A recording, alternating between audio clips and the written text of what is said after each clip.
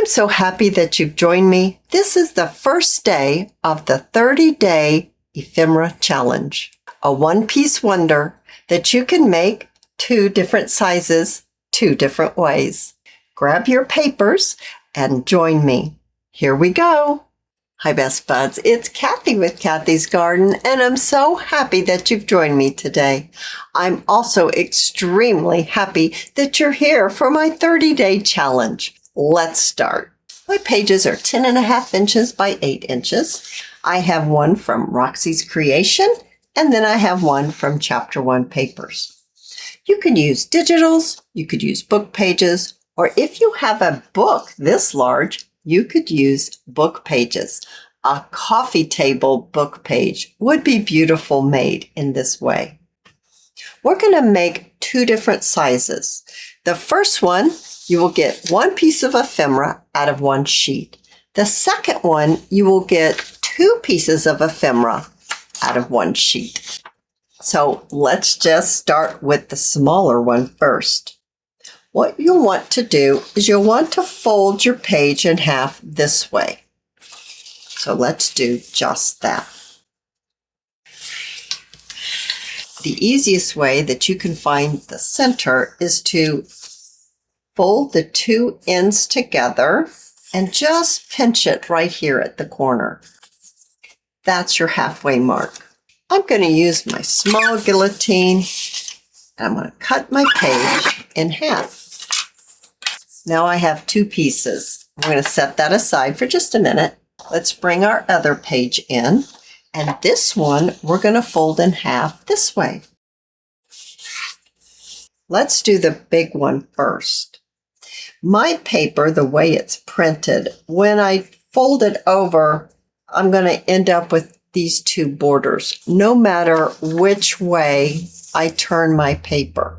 Your paper probably isn't going to be that way, so that you can try it out both ways. You could try this way, and you can try this way. You could turn it over. You could try it this way.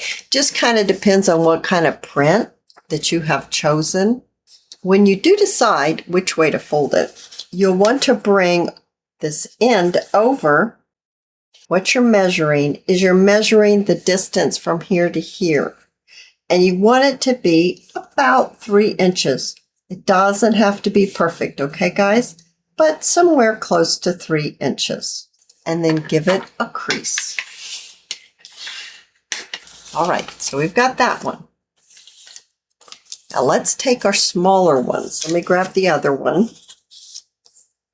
And this one, my paper is different, so I can audition to see what I like the best. Ooh, this is really pretty. I think I'd like it to go this way. So I'm actually folding this side over instead of this side. It doesn't matter which side you choose to fold over.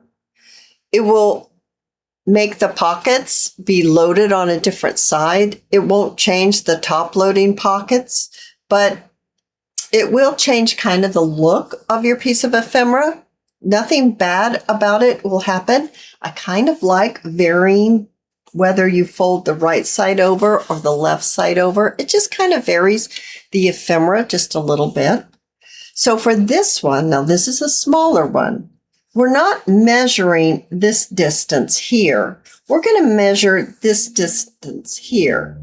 The traffic, I'm sorry about the traffic, guys. So from the edge here, we're going to have this end come 1 inch. So we're going to fold it over so that we're looking at the distance between this edge and this edge here that we're folding over. And we want it to be about 1 inch. And give that a crease. Now we're going to do the same thing for this one. I just need to kind of see what I want it to look like. I think I'm going to have it this way. And once again, we're measuring from this edge to the edge here, and we want 1 inch. And we're going to give that a crease. Now with 2 pieces of paper, we've ended up with 3 pieces of ephemera. Take 1 piece of ephemera And you'll want to make sure that the opening, like you can get it open, is at the top, as opposed to this end where you can't get it all open because it's folded. So you want this end at the top. Take your fingers and open this up and put your 2 fingers at this corner right here, the very first sheet. Hang on to it and open up your page. Don't let go. Open up your page. You can see the fold right here. We're going to take this corner and we're going to fold it over, not going past the fold. We don't want to do that. We fold that over. So now it looks just like this. Let's do that again. It's not this end. It's this end where it's open. So fingers, opening corner, open it up. Don't let go because you can get confused. Take this corner and fold it down, not going over the fold itself. And then you can fold it right back up and it'll look just like that. It's the exact same thing for the larger one. Opening at the top, 2 fingers at the corner, open that up. It's the corner that you want. You take the corner and you bend the corner downward along that fold line and give it a crease. Okay, wonderful. The next thing that we want to do, you want to go grab, maybe you have some music paper, maybe you have a digital that's a script, maybe you have some extra book page that we all seem to have, and this is a good time to use that book page that might be a little brittle. What I like to do is I like to trim my borders off. I'm going to just do that quickly here, because you're going to want to stick your book page right in here between the 2 fold lines, just like that. And I find it to be the easiest if you stick it in there and then you take your pencil and you kind of mark around the edge and then pull this back off. Now you kind of know about where you want to put your glue. You can use any glue that you want. I'm using my art glitter glue. You can use a glue stick. That's perfectly fine to use a glue stick. And put your glue inside the markings.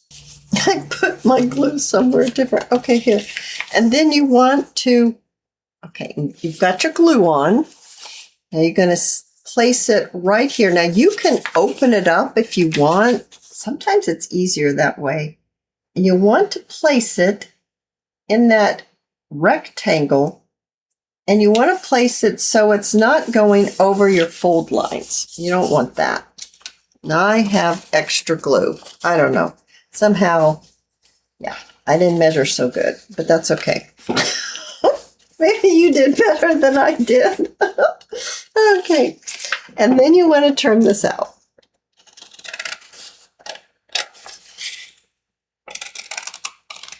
So what you have now is you have something that looks like this. Oh, that tickled me. All right, so then we see why I want to cut the borders off, because you can see the border here, and I really don't want to see the border. So I am going to trim it, or maybe I could use this. I'm thinking that this might look really good with this one because of the color. Yeah, so I think I'm going to add this one inside this piece of ephemera. And I'm just going to open it up like this. Here's another way of doing it, because I seem to have gotten confused that other way. We can add our glue within the rectangle, not over the fold area. That might be the way to do it, at least for me. And then I can place my paper inside of that rectangle, and then I can trim it out. Yeah, that seemed to be a little easier for me. Oh yeah, I like that color with that one. That looks good. And that one looks good with this one. Maybe we'll try some music paper with this one. Oh, I think that would look lovely. All right, so let's get this music paper glued on. So it's basically opposite of the one that's folded down because they go together like this. So if you open it up like this, it's going to be the opposite rectangle than the one that has the corner folded down. And a little bit of glue inside the folded area. That's really important. Then we can just add your paper. Like I said, you could use little scrap pieces of paper. It doesn't have to be book page or music paper. And then we're going to want to trim it out. Well, I think all of these look lovely. They all kind of have a little bit of a different flair. Even these two that have come out of the same paper. Now what we want to do is we want to open it back up again. And we want to glue this little flap down. Use whatever glue that you like to use. It does not matter.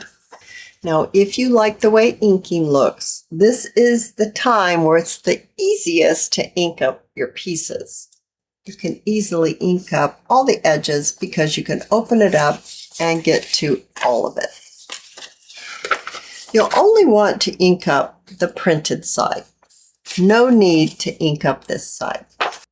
Having inked my pieces all up, if you sew ephemera and you like to sew your papers, then this is the time where you can open it all the way up and you can sew around the edge. When you do so, you can also sew this side that's open right here closed, because what we'll want to do is we want to take this opening and we want to glue it shut. So just a little bit of glue right on the edge so that now we have our pocket. So I'm going to take this one and sew around the edge so you can see the difference between unsewn and sewn looks. And then on this one, I'll sew it as well. So here's the little one that's sewn all around the edge. And here's this one that is not. Now, if you do not sew around the edge, we've already glued the top loading pocket closed and we've made a pocket here. Now we need to glue this portion down at the bottom. So a little bit of glue and glue that into place. Now let's do just a small amount of decorating. I have a little piece of lace that I'd like to place right here on the slant.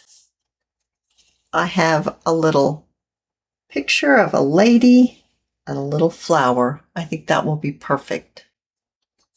For this one, I have a stamp, and then I have a little bit of flat back pearls. And on our last one, I have an oval image with some beautiful little sewing trim flowers. Adding our pieces of ephemera really finishes off our little project. I love having a tab on top of the tag that goes in the top loading pocket. You won't have to fish around to try to get it out. Each one is absolutely unique and quite beautiful.